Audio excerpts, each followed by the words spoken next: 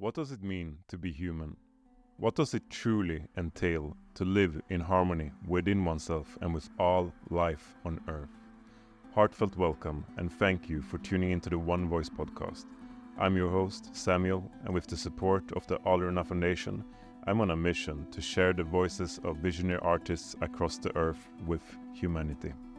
This podcast is my humble attempt at contributing to the fostering of an evolved human consciousness. It serves as a platform for integrating and weaving together wisdom from diverse cultures, religions, and traditions in the beauty of creative expression. In this episode of One Voice, I am speaking with Anna Bariyani. Anna is the lead singer in the band Curawaka, a ceremonial facilitator, a mother of two, and a wisdomkeeper of the North. Anna has spent many years studying various indigenous traditions of the Americas and is now devoted to revive and to hold space for the wisdom in her own lands of the Arctic North.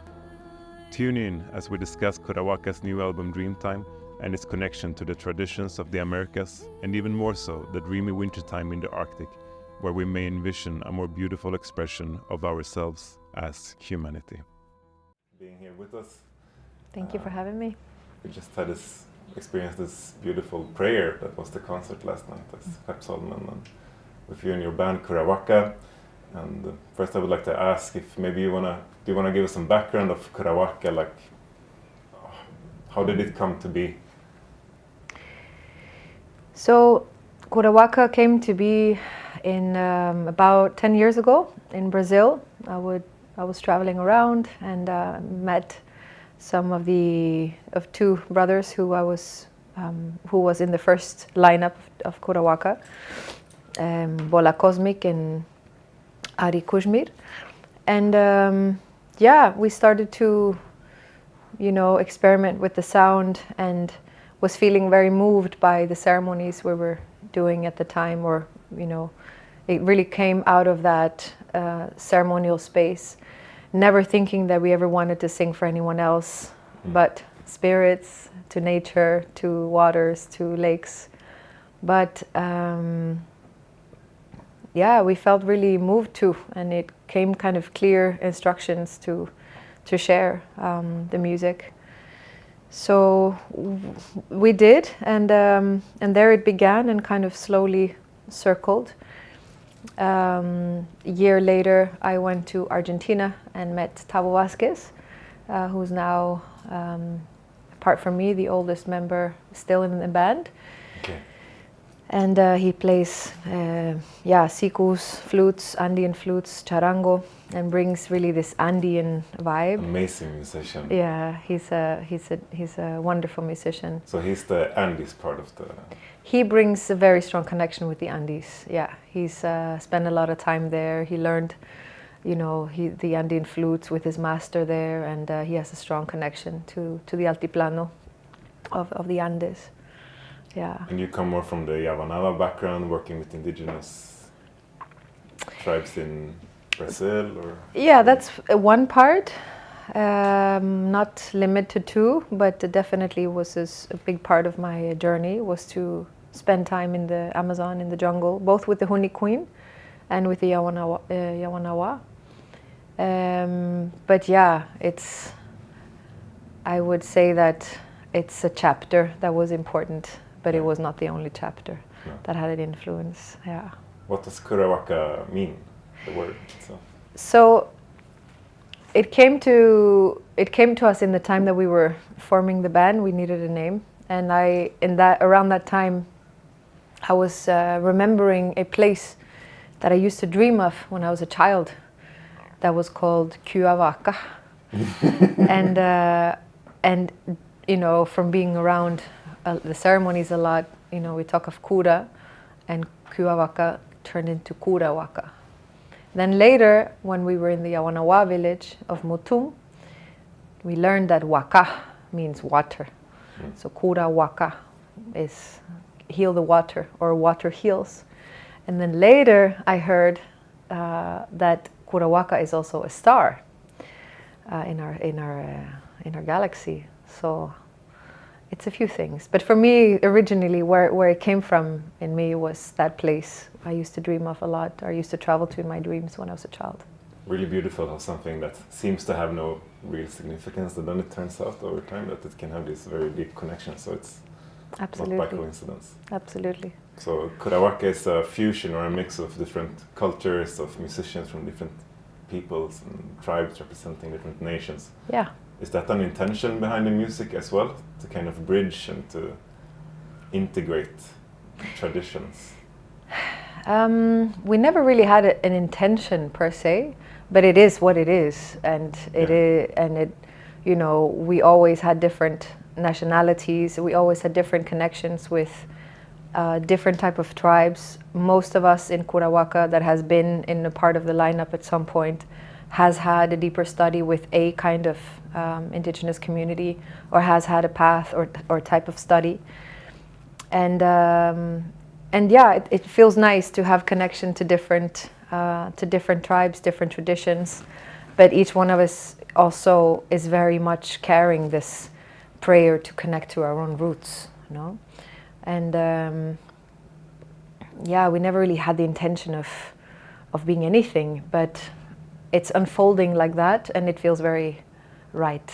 It's to embody that bridge is something that I think is very much yeah, something of the beauty in our time, you know, that through these cultural exchanges that people are getting to know the medicines, people are getting to know traditions from different parts of the world, getting familiar with different traditions, feeling more acquainted with the ancient ways, you know. And it's beautiful that we, as kind of growing up in modern societies, get to, through those keys that they might hold, we get to open the doors to our own lineages, or our own backgrounds, or ancient traditions, or even just connection to our own land and our own roots. And you hold that prayer very strongly as well, from my understanding and my sense of you, that the root to our own lands in the north. Yeah. Because it's easy to be like in awe of these indigenous traditions from across the world, but I mean, every land, every culture, every place has its own ancient roots and connection as well. Absolutely. So maybe we would like to share a little bit of like how the energy, how the medicine of the north is working through you, how you sense it, and like how you like to carry that prayer in your life.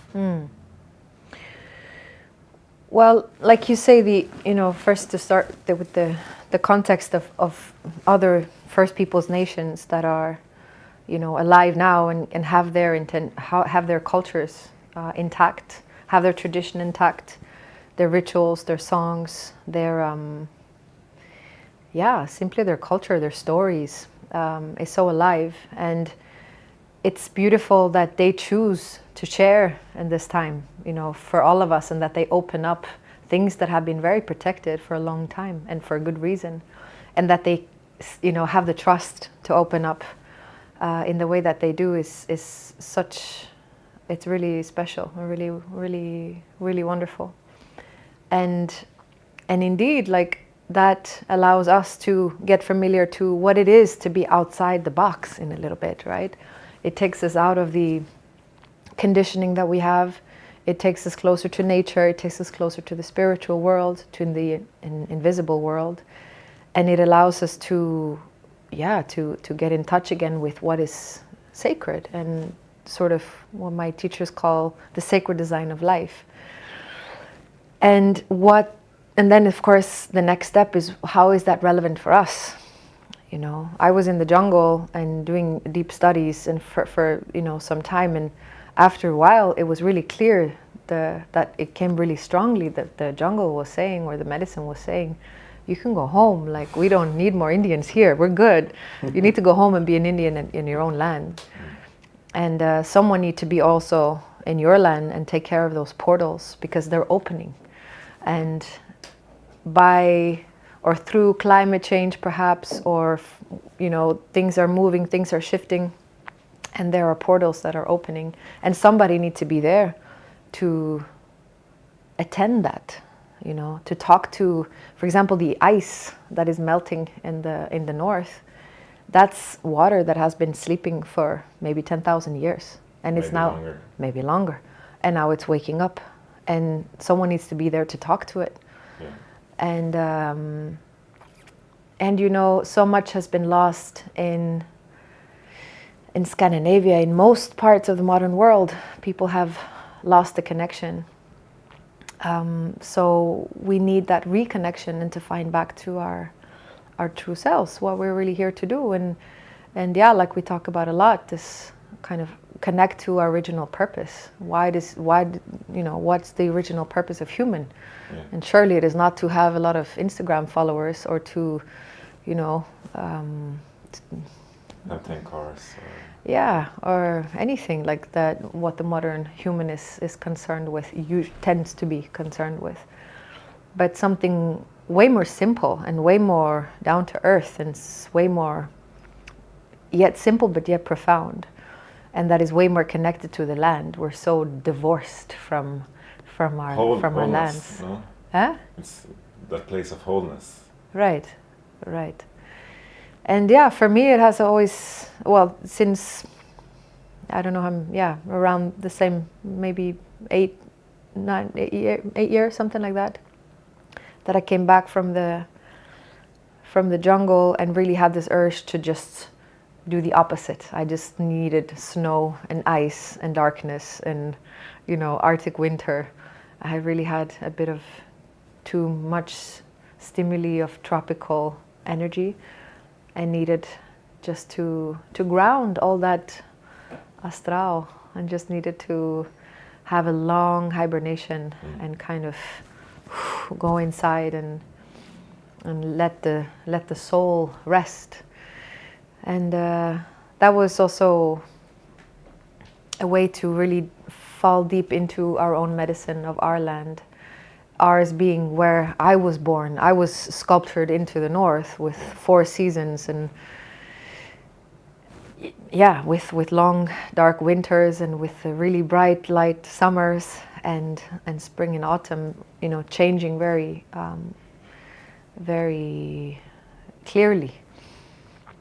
And that's one of the most beautiful things about traveling far away. You really become appreciative of what you have, where you're from, and the medicine of the north has always been really strong, but even more so then. And where in the jungle we would sit and call in the spirits and sing to the spirits of the jungle, it was totally natural to go to the north and connect to the spirits of the land there, sing to the ice, sing to the aurora boreal. For me, there's something about the purity of the north that comes with the winter. Like I was saying, in the jungle, I would be really fine in the summer months. And then coming to September, October, or actually especially in like November, December, January, I would just start to get sick. I would get, you know... In the jungle? Yeah. Like parasites or just infections, or just kind of... In the summer months, nothing, but just feel that I needed to rest. I just wanted cold, basically. And I just dreamed every night of being in the snow, and realizing, like, interesting, no? The snow, the cold just kills all of that. There are no, you know, none of those, all that stuff there, because it's just clean. The winter really cleans the land, and realizing, like, wow, okay, there's this purity because it's frozen every year, and that just wipes a lot of stuff out that isn't, you know, waiting under the snow for the sun to return, like the seeds. And everything that is not kind of able to go inside and hibernate, will die, basically. So in spring, it's just the cleanest, purest land, and that fresh air, and that, you know, the mountain stream that is starting to ripple because it's waking up again. It's such lovely. You can really feel the vitality of life in the springtime. Absolutely. In the north, it's just nothing like it, no? Absolutely. Yeah, it's very special. It's euphoric. Yeah, it's special. So, no, that dark winter became, like, perhaps for me one of the best or deepest medicines for me, in just having so much expansion, having your soul travel so much, work so much, go so many places, and take in so much and expand so much, and then you need to kind of, retreat as well and go deep inside. And just as you expand, you need to contract. And that was big teaching, beautiful medicine from the north for me. And yeah, learning to being really inspired to see how the elements are different in the north, see how the fire burns differently, has a different color. It moves it's the same, but it's also different. It has its own personality. Same with the wind.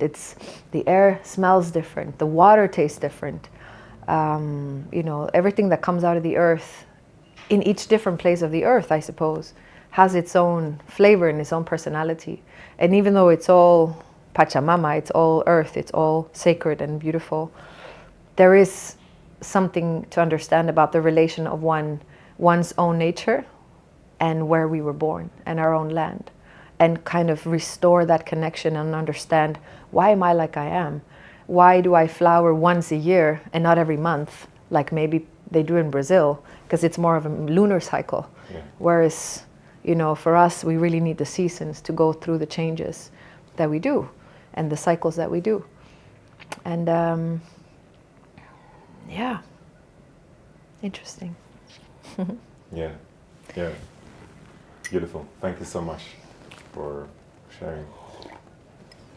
I would also like to ask you, you just released, or you're about to release a new album in a few days. Yeah. Called Dreamtime. Yeah. Would you like to share what this album is about, and like maybe in conjunction with that, where is Curawaka heading? How do you see the future? What is the prayer that this album holds? So this album is called Dreamtime, and it comes very much out of that, what I was just talking about, that hibernation, that dream time, when we feel that the nature goes into sleep, and we feel that, at least that's what I was feeling when I was up there a lot, it feels as if the earth is dreaming. You see the aurora boreal, and it feels like, I saw it as, it's like the dream of the sun. We're dreaming of the sun coming back for everything that's going to happen in the next cycle, kind of feeling how the earth is imprinting all the seeds with the new information, new vitality of what is to come.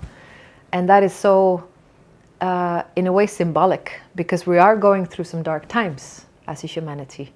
So it's good training to connect with the winter, how to get through that, how to find the light in the dark, how to find the hope, and how to learn to keep a fire through a long, dark winter.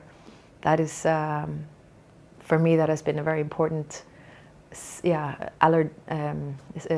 very, very important kind of metaphor of what we're going through as a humanity, and kind of have that dream of spring, and never stop to feed that hope and that feed that prayer that the sun do come back. After every winter it comes back, and everything does start to sprout again and grow again and blossom again.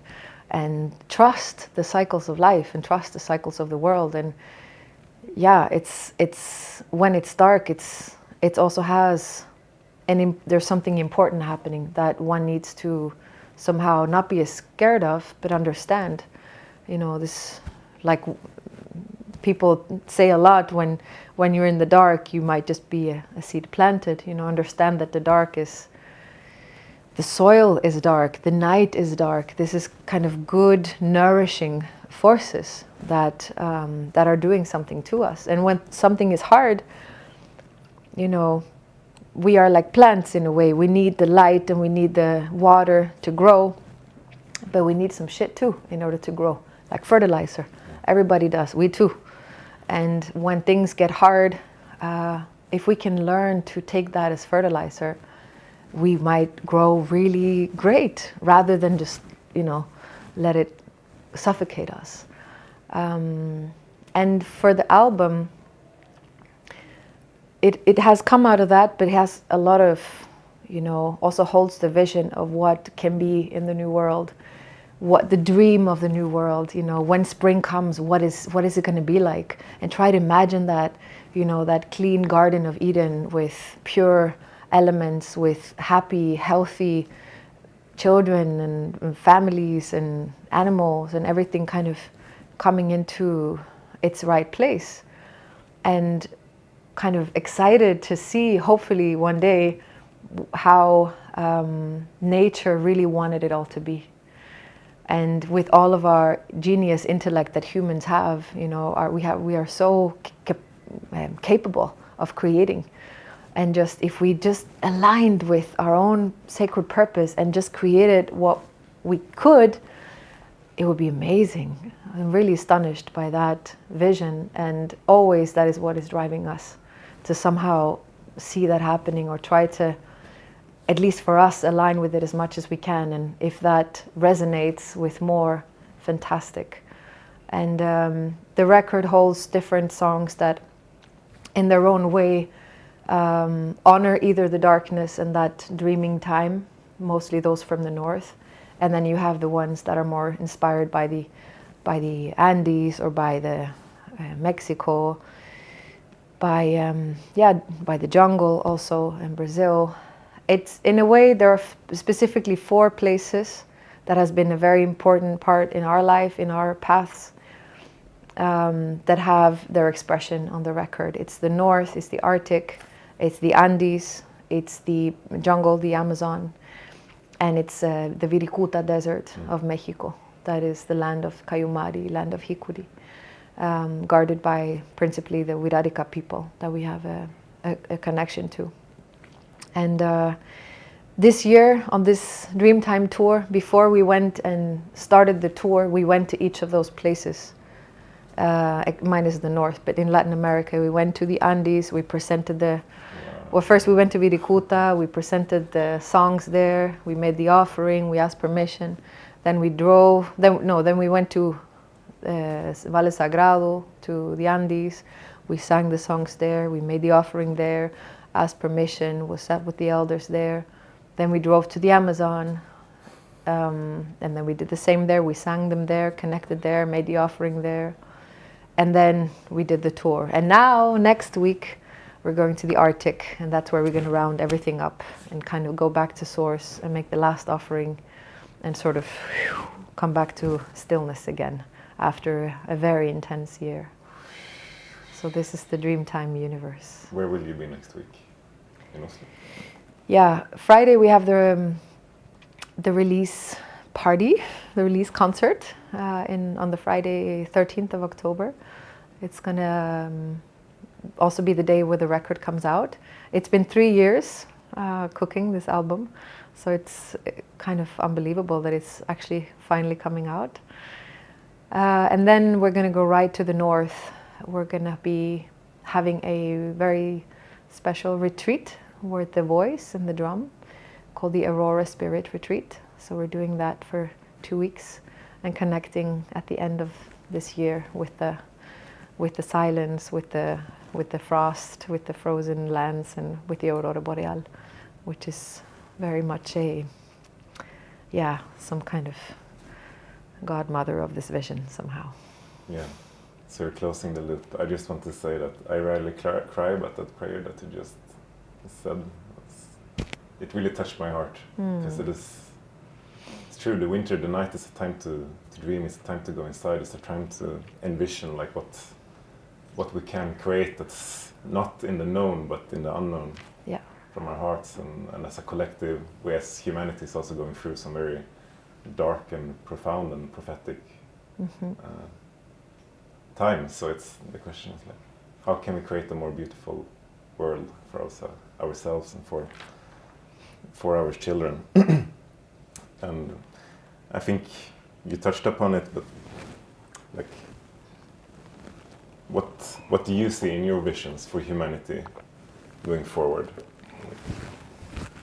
If you have any words on that, like, how can we harmonize with life on this planet, on this earth, once again?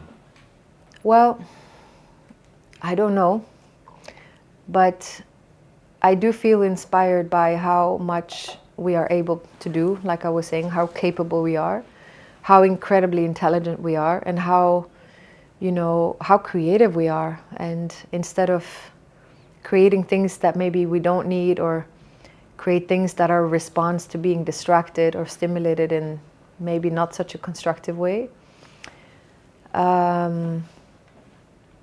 I just find it amazing when people come back to themselves in some kind of connection.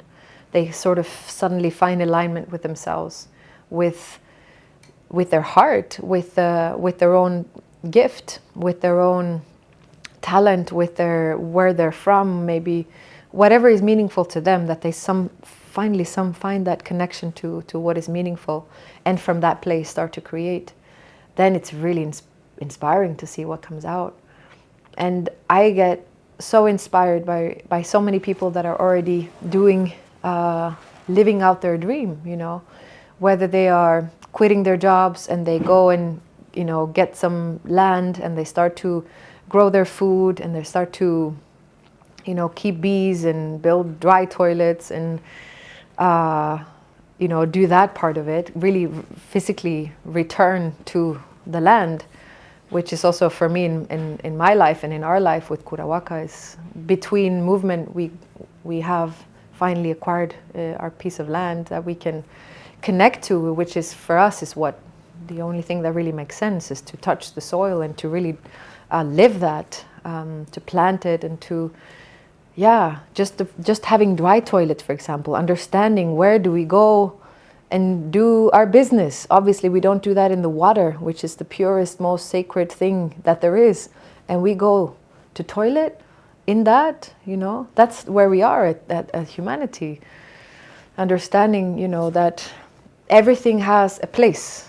There are destructive forces in life that are meant to break down our old energy, but we need to be the one to bring it out and know where to put it. We need to work together with how the world is working. And if we have lost the kind of knowledge of how to do so, then we need to get help. And fortunately, there are wisdom keepers around still that can teach us and remind us, no, this goes there. No, actually, your poo goes in the earth. That's food for the earth. It's damaging to the water.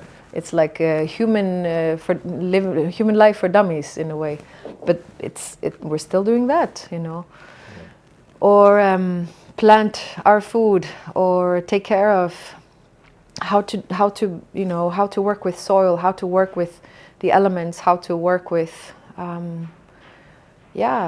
just ecosystems are so incredibly wise and extremely complex and fascinating, and simply connect and be a part of that, and understand how can we serve, how can we help, how can we protect, and what is our purpose in that ecosystem. Is it to, you know, destroy everything, or is it to protect everything? And is it to, how can we cultivate the goodness, how can we cultivate the creative principles in nature, how can we be an extension of the medicine, not just eat a lot of medicine or drink a lot of medicine, but how can we, you know, act it out, what it actually tells us to do, and be the medicine also for other people, not necessarily through shamanic work or ritualistic work. How can we be that in our offices and in our homes and in our communities and to our circles that are maybe not so into the ways of ceremonies? How can we, you know, convey that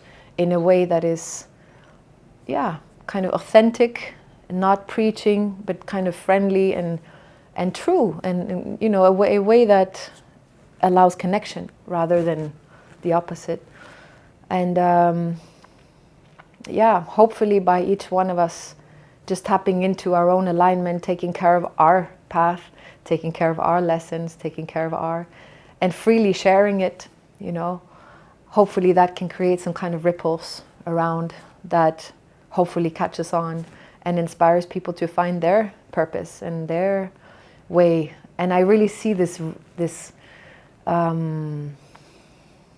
network of just hubs of light around the planet that are really, you know, communities finding each other, each soul finding themselves, but then connecting to others that are in a similar process, connecting with others to co-create, you know, take care of lands close by, secure some kind of sanctuaries where it's just peaceful and good to be, where nature is allowed to, you know, rejuvenate, to kind of recover and to become healthy, you know, patches of land healthy, that they may grow stronger, that the communities be bigger, and that health is really restored on all levels for all of us.